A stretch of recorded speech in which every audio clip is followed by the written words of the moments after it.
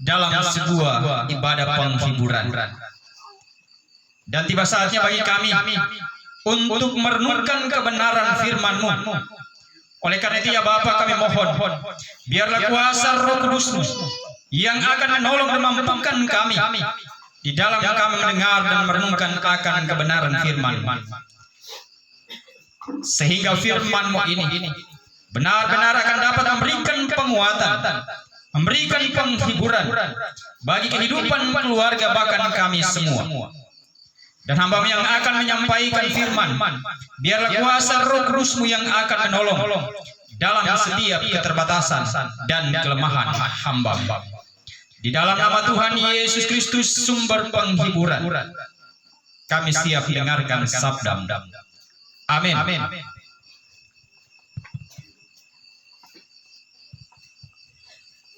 Mari kita buka Alkitab kita di dalam Perjanjian Baru. 1 Korintus pasal 15 ayat yang ke-35 sampai dengan ayat yang ke-49. Bagi Bapak Ibu Saudara yang bawa Alkitab atau yang punya aplikasi Alkitab di HP, silakan untuk dibuka.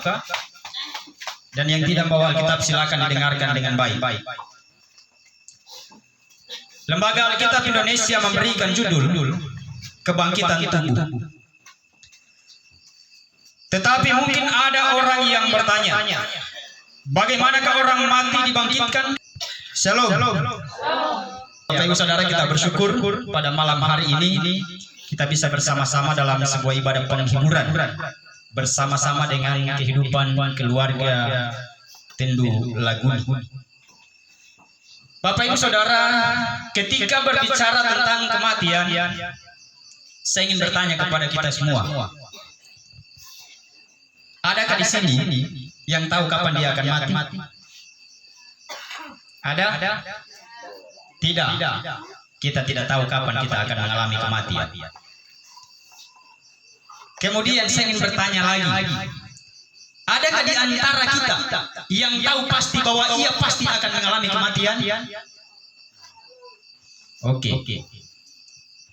Yang pertama tadi, kita tidak tahu kapan kita akan mati. Tapi satu hal yang kita tahu bahwa kita pasti akan mengalami yang namanya kematian. Nah, Bapak Ibu Saudara yang terkasih dalam nama Tuhan Yesus Kristus, kenapa kita tidak mengetahui kapan kita akan mati? Pemikiran kita terbawa dalam sebuah pemahaman atau keimanan bahwa kehidupan yang kita miliki ini berada di dalam kendali Tuhan. Akan tetapi ketika kita berkata bahwa saya tahu saya pasti akan mati, itu juga terbawa dalam sebuah pemikiran bahwa kita semua manusia pasti menerima akibat dosa, yaitu maut, kematian.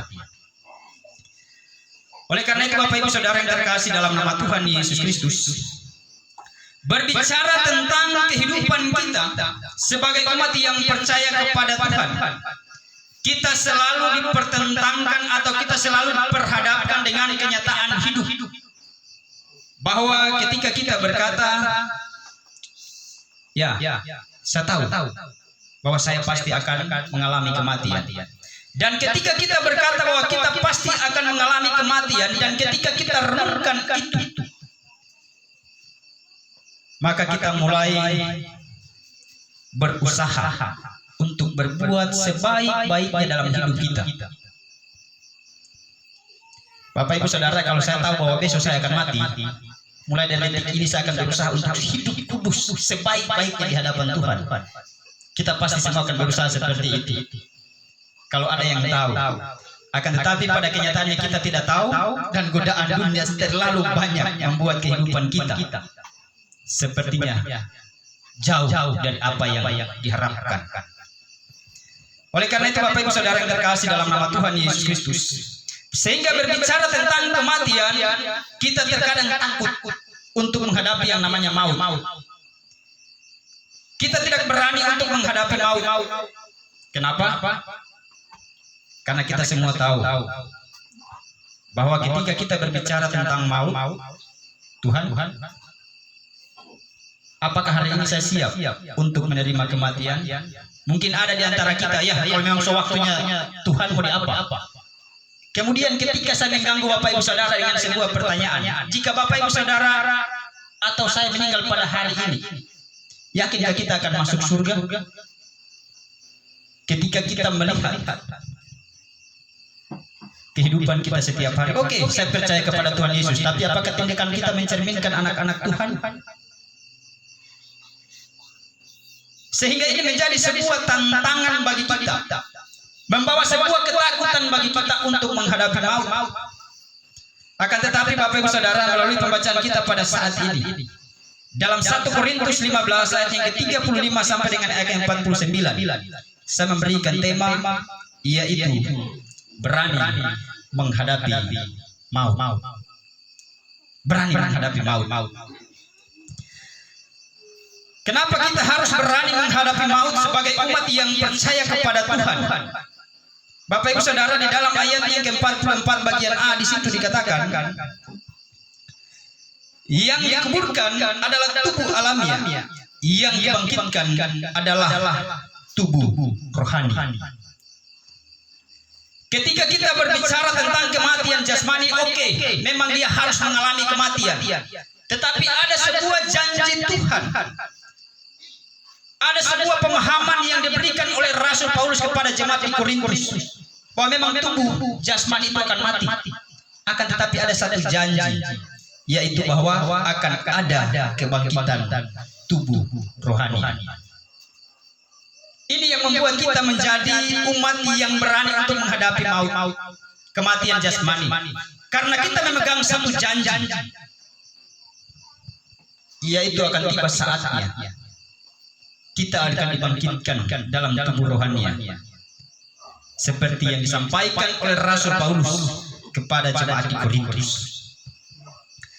Bapak Ibu Saudara yang terkasih dalam nama Tuhan Yesus Kristus, ketika berbicara tentang kebangkitan tubuh rohani, iman kita ditantang. Bapak Ibu Saudara, kepercayaan kepada Kristus ditantang. Kenapa saya bilang ditantang? Banyak yang mengaku percaya kepada Tuhan, tapi pada kenyataannya tindakan kita jauh dari apa yang Tuhan inginkan. Ada seorang pria yang pergi berlibur bersama istri dan mertuanya ke Israel. Pergi berlibur di sana, dan mereka siara sampai ke tembok ratapan. Mereka bersiara sampai ke Danau Galilea, sampai ke Taman Getsemani. Pokoknya tempat-tempat yang ada di kitab suci mereka kunjungi. Dan sampai pada terakhir mereka sampai di kubur Yesus. Ketika sampai di kubur Yesus, tiba-tiba mertuanya meninggal. Mertuanya meninggal di tempat itu. Kemudian petugas yang ada di sana sampaikan kepada dia, Pak, ada dua pilihan yang akan Bapak pilih. Kalau Bapak mau kuburkan Bapak punya mertua di tempat ini, biayanya cuma $150. Tapi kalau Bapak mau bawa pulang dia ke Indonesia untuk dikuburkan di Indonesia, biayanya $5.000. Jadi kalau dikubur di sana biayanya murah. Tapi kalau dibawa pulang mahal biayanya. Kemudian laki-laki berpikir sebentar, berbicara dengan istrinya. Akhirnya dia ambil keputusan, dia bilang, Pak, saya mau bawa pulang mayat mertua saya untuk dikuburkan di kampung halaman. Jadi petugas ini tersenyum, dia juga senang, karena mungkin dia akan mendapatkan komisi dari harga yang cukup tinggi, $5.000 tersebut. Kemudian dia bertanya, karena penasaran, Bapak, kenapa sampai Bapak bawa pulang dia? Padahal biayanya cukup mahal. Biayanya cukup mahal, kalau di sini kan murah, cuma $150.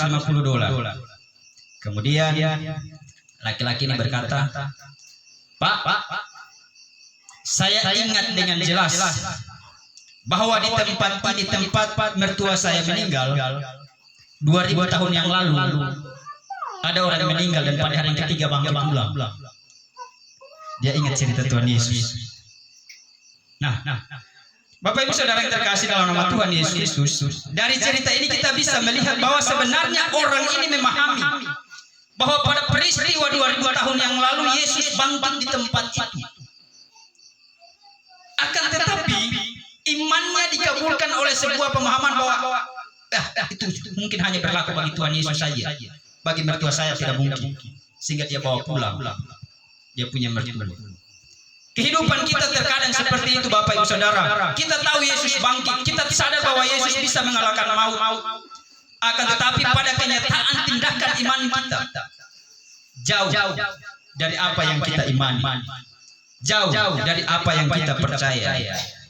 Oleh karena itu Bapak Ibu Saudara yang terkasih dalam nama Tuhan Yesus Kristus, ada sebuah penghiburan bagi kehidupan keluarga Tenulaguni pada saat ini, bahwa ketika saudara kekasih dipanggil oleh Tuhan kembali ke pangkuan Bapa di surga, ada sebuah janji yang berlaku pada malam hari ini, yaitu bahwa ada kebangkitan tubuh rohani, dan kita akan berjumpa dengan saudara kekasih kita bersama-sama dengan Bapa di surga.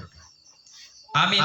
Tuhan memberkati kita semua melalui perenungan firman-Nya.